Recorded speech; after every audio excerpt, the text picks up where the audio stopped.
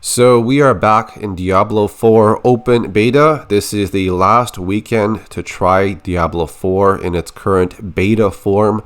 And I'm actually having a lot of fun, and there's a way that I found out where you can fight Ashava, the world boss, 2 times during the same hour.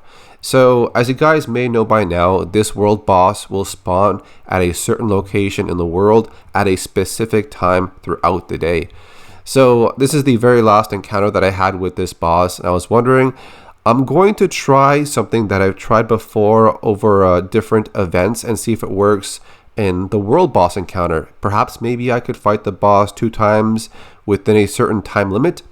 You'll also notice the timer on the right side of the screen underneath the minimap there. That shows how much time is left until this encounter is done. So I was thinking, if we beat this boss with enough time left behind, is there a way to hop into another lobby who's doing the same encounter and possibly fight the boss a second time?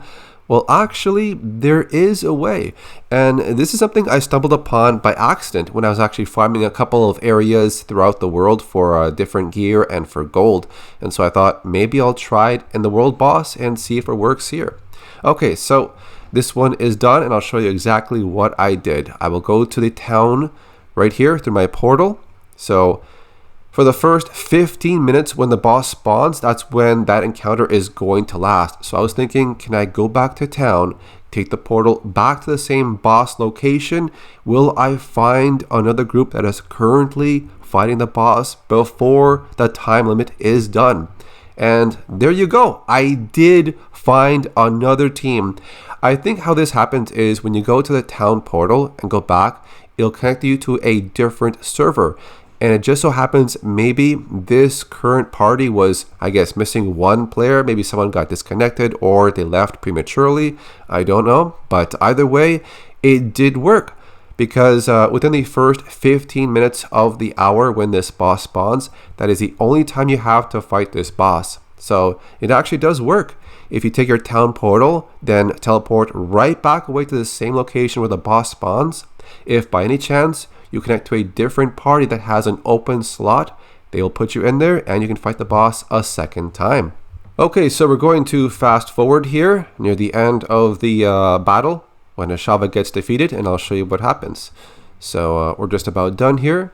And as you can see, we're still around the 3 a.m. mark. So it is the same boss at the same time, but through 2 different parties. So there we go. Got the legendary items, and Ashava the Pestilent is defeated again, twice within 15 minutes on the same hour. So you can double down on the rewards by that method, but I'm not sure if they're going to patch that in the final version of the game. But it was cool to try. I also want to briefly talk about the balance issue in Diablo 4 beta. It seems like a lot of very strong builds are popping up right now, and it seems like each class has something really good they can use, but a lot of people are forgetting that this is on veteran difficulty, where enemies have low amounts of health and also have almost no resistance to our attacks. So it seems like in some way people are overreacting with, making these videos of saying this is broken, this is overpowered, this is too strong, and so on.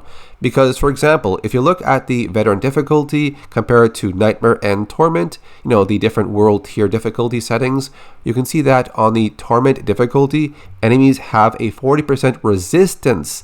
So it means like they're going to survive a little bit longer versus your attacks.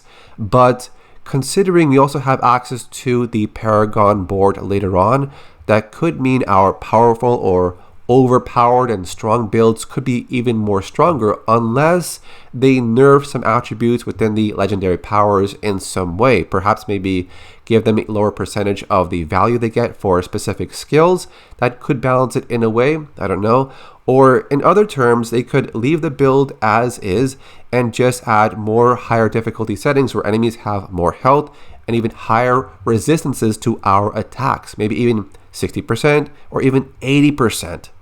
I'm also looking back to what happened in Diablo 3 for the past couple of years, where they would buff a specific piece of gear or a set to make one specific build strong and that was it. You were stuck playing that strongest build for that character for the next 6 or 12 months until they either nerf it or buff something else. And I was always wondering why they wouldn't buff other gear, other sets more equally, so players have a bigger variety instead of playing one strong build all the time for 3, 6, 9, 12 months at a time until they actually make a change for something else.